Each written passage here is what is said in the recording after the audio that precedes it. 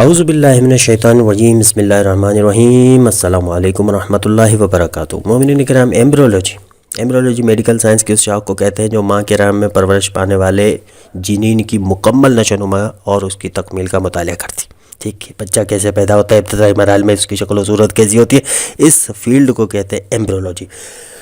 تو اس ایمبریولوجی کے بارے میں جو ہے قرآن میں کچھ آیات آئی ہیں۔ ٹھیک، اب ہمارے مسلمانوں کو جب ایمبریولوجی کی آیات کا دیکھا تو ان کو تو کچھ سمجھ بھی نہیں آیا، کیونکہ انہوں نے تو ہمیشہ جو ہے وہ اس پر کام کیا کہ جہاد کی کون سی آیت ہے، تلوار چلانے والی کون سی آیت ہے، ایک دوسرے کو کافر کہنے والی آیت ہے کون سی ہے۔ لیکن کچھ ان میں سے عرب جو تھے انہوں نے ایک کام کیا، بڑا اچھا کام کیا۔ ٹھیک، انہوں نے کیا کیا کہ ایمبریولوجی کے بارے میں جو قرآنی آیات تھی ان کو جمع کیا، ٹھیک، ان کو انگلش میں ٹرانسلیٹ کیا، کیونکہ قرآن کے حکم کے مطابق فَاسْأَلُوا أَهْلَ الذِّكْرِ، اگر تمہیں کسی چیز کا پتہ نہیں ہے تو جو جانتے ہیں ان سے پوچھو۔ لہٰذا انہوں نے انگلش میں ٹرانسلیٹ کر کے ایمبریولوجی کی ساری آیات کو جا کر ڈاکٹر کیتھ مور نامی پروفیسر کو پیش کیا۔ ڈاکٹر کیتھ مور جو ہے وہ ایمبریولوجی کے بڑے پروفیسر تھے یونیورسٹی آف ٹورنٹو کینیڈا میں، یہ 80s کے دور کی بات ہے۔ اس دور میں ڈاکٹر کیتھ مور ایمبریولوجی میں ایک ممتاز حیثیت کے حامل تھے۔ کیتھ مور سے انہوں نے عرض کیا عرب نے کہ جناب علی، ایمبریولوجی کے بارے میں جو قرآنی آیات ہیں ان پر اپنی رائے دیں۔ ڈاکٹر کیتھ مور نے قرآن میں موجود آیات کا غور و خوض سے مطالعہ کیا اور کہا کہ قرآن میں موجود ایمبریولوجی کی بھی جو بھی آیات آئی ہیں، آج کل کی تحقیقات جو ایمبریولوجی کے بارے میں ہوتی ہیں ان سے بالکل ہم آہنگ ہیں اور ان میں ذرا بھی تضاد نہیں پایا جاتا۔ البتہ انہوں نے یہ بھی کہا کہ کچھ باتیں ایسی ہیں قرآن کے اندر جن کی حقانیت یعنی اوتھینٹسٹی کے بارے میں کوئی رائے میں دینا پسند نہیں کروں گا۔ اس کی وجہ یہ ہے کہ مجھے اس کا علم نہیں ہے، اس لیے میں وثوق سے یہ نہیں کہہ سکتا کہ یہ غلط ہے یا درست ہے۔ اس کے علاوہ ماڈرن ایمبریولوجی پر لکھی جانے والی کتابوں میں بھی ان موضوعات کا میں نے تذکرہ نہیں دیکھا۔ ایک آیت جس نے ڈاکٹر کیتھ مور کو بہت زیادہ متاثر کیا وہ تھی اقرأ بسم ربک الذی خلق خلق الانسان من علق۔ دیکھیے، علق کی دو معنی ہوتی ہیں، ایک معنی تو یہی ہوتی ہے کہ منجمد خون، لیکن دوسرا معنی یہ ہوتی ہے کہ ایک چپکنے والی چیز یعنی لیچ جیسی چیز، جونک جیسی چیز۔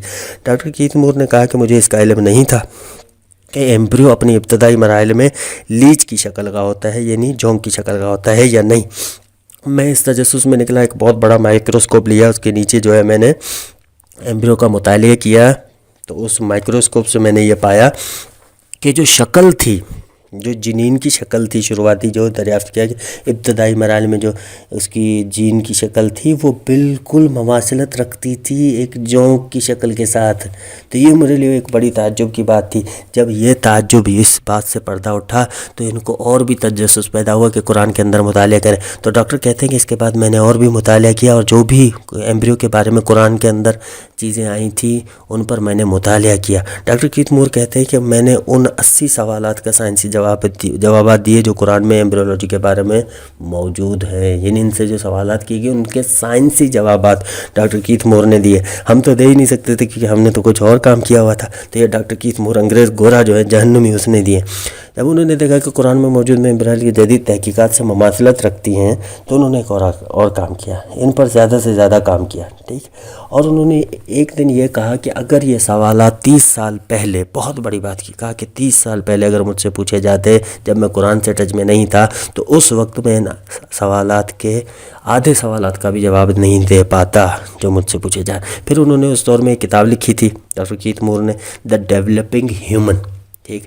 انہوں نے کیا کیا، یہ قرآن سے متمسک ہونے سے پہلے لکھی تھی انہوں نے۔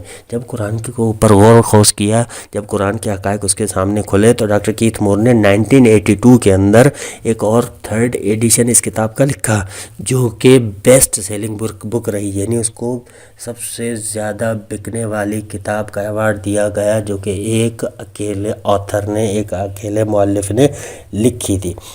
اس کے بعد ان کی اس کتاب کو مختلف یونیورسٹی کے اندر نصاب کے طور پہ ابتدائی طلاب جو میڈیکل کے ہوتے ہیں ان کے لیے بھی شامل کیا گیا۔